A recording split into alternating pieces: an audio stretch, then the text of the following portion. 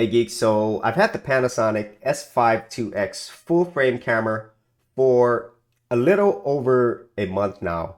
And so today I'm going to be giving you some of my personal pros and cons of this camera and why I feel that this is the best all-around camera for content creators right now. And prior to having this camera, I actually have the Sony A7 IV full frame camera. It was an amazing camera. And before that, I actually had the Panasonic G85 Micro Four Thirds camera, which is what I'm shooting this with right now. And the main reason why I went from the Panasonic G85 to the Sony A7 IV was because of video autofocus. And the main reason why I came back to Panasonic was because of video autofocus. So let's go ahead and talk about the Panasonic S5 IIX and get into the reasons why I feel this is the best. So starting off with the pros of this camera, there are so many things that this camera offers, and so I'm not going to be able to go over everything, and at the same time I'm still learning how to use this camera, and so my use case is going to be different from yours, but I kind of feel for a lot of creators these features will be very beneficial. So the first and most obvious thing is the video autofocus. So as mentioned earlier, the main reason why I left Panasonic to go to Sony was because of video autofocus. And ironically, the main reason why I went back to Panasonic was because of video autofocus. Because ever since the Panasonic S5 II, then S5 IIX, G9 II, S9, and GH7, they have included their new phase detect hybrid contrast-based system. So it has the new phase detect, but it also incorporates some of their older DFD contrast-based system. And for me, it is absolutely fantastic for these type of videos that I produce. And initially, I kind of felt like it was 90% of the video autofocus of my Sony A7 IV. But after using it for a month now, I kind of feel like it's in the 95 to even 99% range. So why is it? Well, for these type of videos where I'm doing talking head or I'm outside vlogging, I would say at this point it is like 99% as good as the Sony A7 IV, and in some cases I feel it is better, but it is not really great in other situations. For example, whenever you are in group settings and you're trying to do tracking, it is not as good as a Sony camera. And then the other thing is, whenever I was outside shooting at night, the camera had a hard time maintaining autofocus, so I would lose focus and be go in and out. Whereas my Sony A7 IV, it was still really excellent at night. And so that is something that I've experienced myself. So that's why I kind of feel in those situations, it's probably 95% of the way there. And so if you are shooting these type of videos or you're vlogging outside and you have fairly good light, then you're going to get excellent autofocus. But if you're going to be in group settings, you're trying to do a lot of tracking, or you're in more darkly lit situations, then the video autofocus is not quite as good.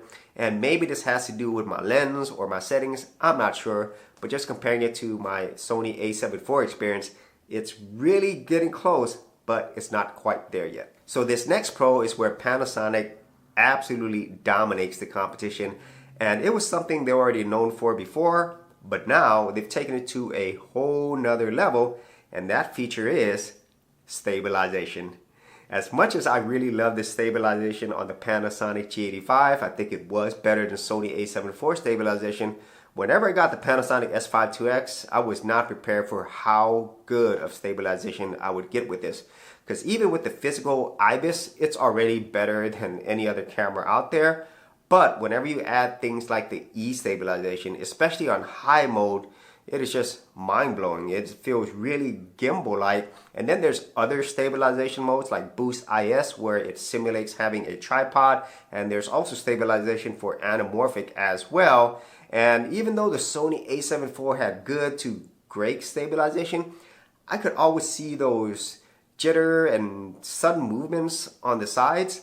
And even though I know you could actually use things like catalyst browse or even get a gimbal, that's not something that I wanted to do. And if you've never used any other cameras besides Sony's, Canon's, or these other brands and never used a Panasonic, then it might not be a problem for you. But once you've used Panasonic stabilization, it's really hard to go back. And now, after having this brand new superior stabilization. I don't think I ever want to go back to any other stabilization beyond Panasonic's. And then these next pros are things that you might not see right away, but as you're using it more and more, you'll understand why they're so valuable. And so the first thing is the menu system. Now, this is just from my perspective, so it might be more subjective. And one of the things that I really missed about the Panasonic G85 going over to the Sony a7 IV is the menu system. Even though Sony has made improvements to it, I kind of felt they were always very complex and not as intuitive. Whereas with the Panasonic menu system, specifically with the S5 IIX, things are organized really well, it's intuitive, and Panasonic, the way they have their instructions on there, it makes it really simple. There's always like some info or guides on the actual menus itself showing you how to do things, and this is something I think is really important, especially if you are brand new to the Panasonic menu system. And so that's something that you might not think about, but as you're using these cameras more and more, having a menu system that is intuitive, easy to understand, and well organized is going to be super important. And this next area is one that I think is often overlooked as well, but it's something that is really valuable, especially for the long term, and that is in software updates, specifically firmware updates. Now, whenever I had my Sony a7 IV, it did get firmware updates, but most of the updates really weren't anything meaningful, you know, and they were few and far between. Whereas once I got the Panasonic S5 IIX, there was already a firmware update, and it significantly improved in areas that are valuable to creators like myself. For example, on this latest update, they actually had made improvements to the stabilization. They added the high mode, and also they added other things like proxy recording and then frame IO, cloud syncing, all things that are very beneficial to you as a creator and just as somebody who actually owns this camera. So Panasonic, I feel, does an excellent job in listening to their customers, except for video autofocus, which took them a while, and constantly trying to provide features that are actually meaningful and useful in improving the overall experience that you have with your camera. And whenever they release big updates like the last one before, it kind of feels like you have a new camera, and in a good way. And so these last two pros, they are kind of subjective, and they are pros for me, but they might not be pros for you. And so the first one is just the straight out of camera look out of a Panasonic. And this is something that honestly you won't really notice unless you've used other cameras. And so whenever I had my Sony a7 IV, I think the image quality was really incredible, but it always had that digital look where things were very clinical and I would say perfect. And I know you could change the way that things look on any of these cameras, but just straight out of camera, I've always found the Panasonic look, the colors, just more pleasing and more quote-unquote film-like. And so that's something that I really do enjoy about these Panasonic cameras. The look straight out of camera is something that makes it really easy for me to use, and I don't think too much about changing it after it comes straight out of the camera. And then the other final pro is one that is, I would say, more objective than subjective, but it depends on where you're coming from, and that is the price. Panasonic historically offers the best value for money, especially when it comes to the amount of features that they pack in their camera, and the Panasonic S5 IIX is no exception. So at the time of this video, you're probably going to pay around the $2,200 to $2,300 range along with the lens. And that is still less expensive than the Sony a7 IV. Whenever I got that one, with the lens and everything, it was around the $2,800 mark, and then with accessories and everything is around $3,000. And so with the Panasonic S5 IIX, I could get the body, lens, $2,300, and maybe for some accessories, you're probably going to spend about $2,500. And so I think they really do offer a lot of value for the money, but it really depends on where you're coming from. If you're coming from somebody who is on a really tight budget, then this could be really expensive and way out of the realm of value. But if you're somebody who can afford it or does have other cameras that are in this price range or more, then you could kind of see this as a really great value or even a bargain. And so those are the last two pros that I have for the Panasonic S5 IIX.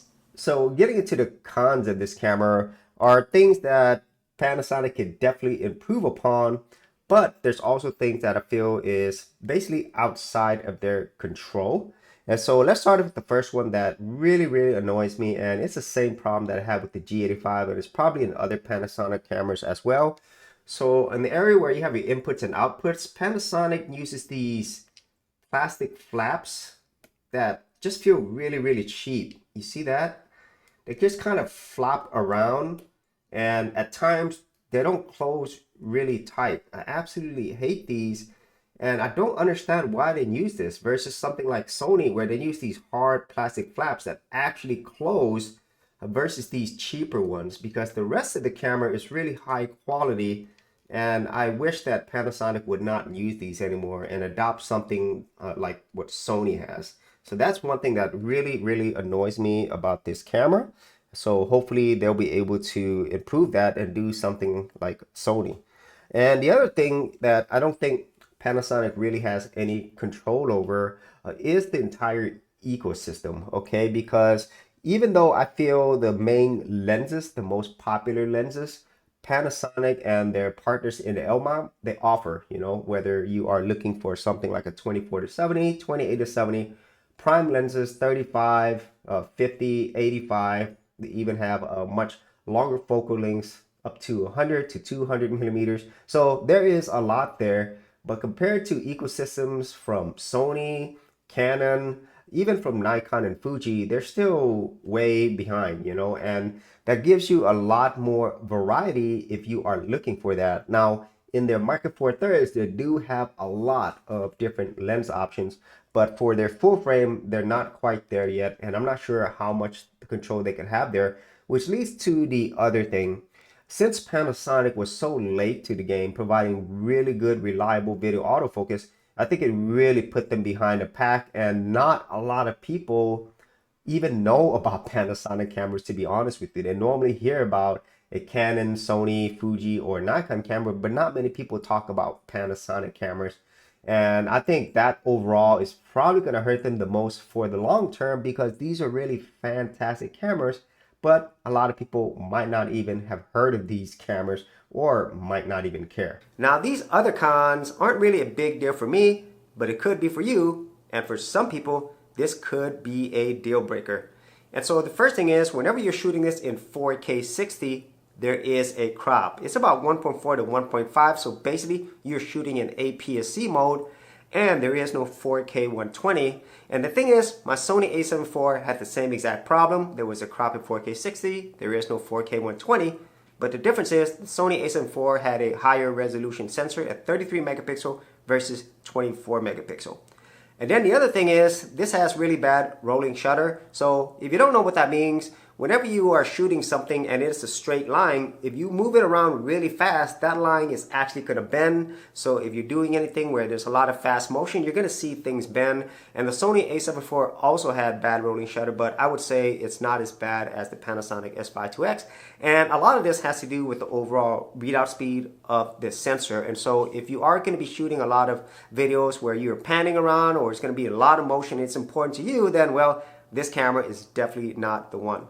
And then the final thing is one that I don't think is going to be as important unless you're that type of person who is going to be upgrading or maybe reselling in the future. And that is the simple fact that the Sony cameras are really popular, meaning that they hold their value much longer and you're able to sell it at a higher price versus Panasonic cameras.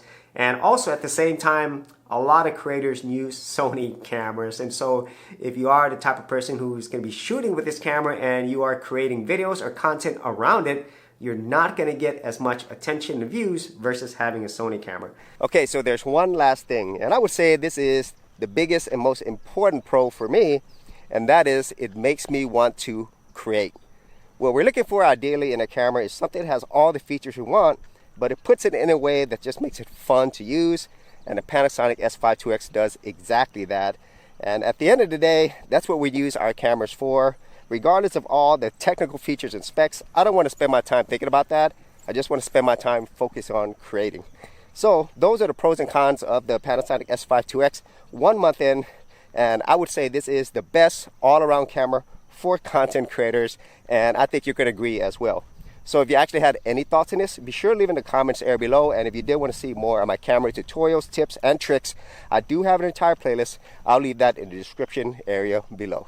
Hey geeks, if you are a brand new creator and you simply want something easy to get you started, Well, I got something for you with my Creator Starter Kit. This is a super simple step-by-step guide that's going to take you from having no channel to developing your very first YouTube channel, along with ideas, thumbnail designs, and other creator tips, including marketing. And the best part is, all of this is free. Simply head over to the link below, check out my page, and get started creating.